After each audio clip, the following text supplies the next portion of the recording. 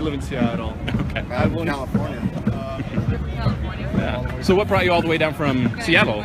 Well, Portland's beautiful. I Yeah. want to actually think about moving here. Plus, I actually promote free speech. I love free speech. That's the most important thing for any people.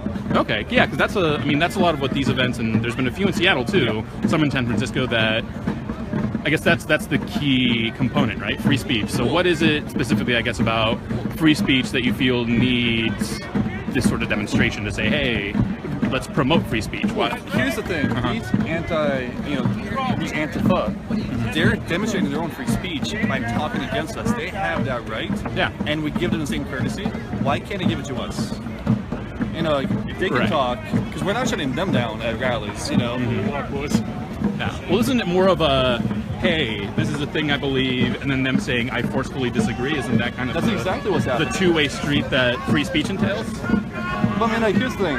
Even if you disagree with what we say or vice versa, it doesn't take away your constitutional right for free speech. Right, but they can infringe on your constitutional right because they're not the government, right? Well, so, like, again, how are they infringing on your First Amendment right? Well, they're not infringing. Like you said, like, it's a conversation. Right. So what's the kind of conversation that you hope to have down here, or when you go out to these sorts of demonstrations? My biggest thing is, what even makes them think we're Nazis? Like, what makes them think we're Nazis? Like, that word, they butchered it so much because nobody here is a Nazi. Right. Like, not a single person is a Nazi here. And to call something they're not, you're using the wrong word. You know, use patriot, use an American, use a citizen, because none of us are Nazis. Right.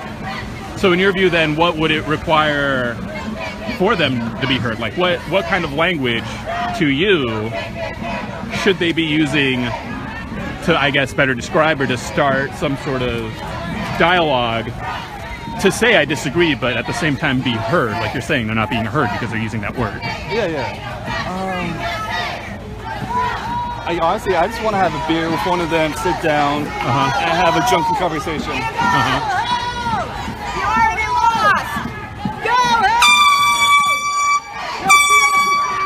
I mean, outside of this environment, have you ever attempted to sit down with a member of any of these opposing groups to say, hey, let's grab a beer, let's grab a coffee, let's talk about the ways that we disagree? I've tried a couple times, but usually just ends up with them yelling at me and calling me a Nazi. Right, but that's, again, a product of the environment that you're trying to have this conversation in, right? Like, this is not conducive to conversation. So one of my co-workers, he's a liberal. He's not Antifa liberal. He's more like a regular, old-fashioned liberal, you know. And him and I have had plenty of talks, drunkenly after having beers, and no matter what happens, none of it has been negative. You know, we've never cussed at each other, used words that are, you know, insulting. It's more like, hey, this is what I think. Hey, this is what he thinks. And it ends up becoming a full-blown conversation. Okay. I mean, you have two sides given equal input.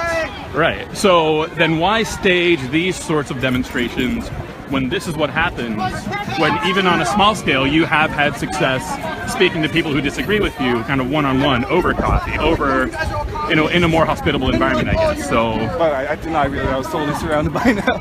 Yeah? Get the fucking hat!